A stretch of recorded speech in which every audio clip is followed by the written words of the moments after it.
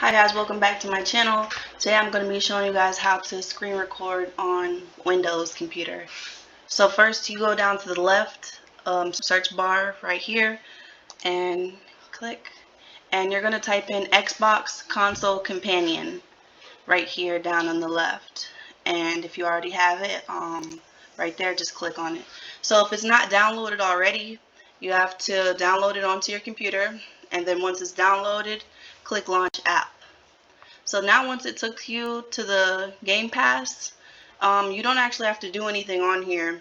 You just minimize. This just has to be on here for you to open the capture. Okay, so minimize that.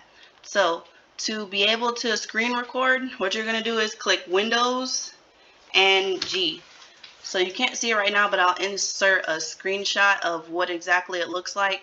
Right here is how you start recording and stop recording. Right here is how you record your voice. Mind you, when you start recording, it's going to automatically record your voice. So if you want to mute it, you have to do that right at the beginning of the video. And this little camera right here is how you take a screenshot. And that's pretty much it.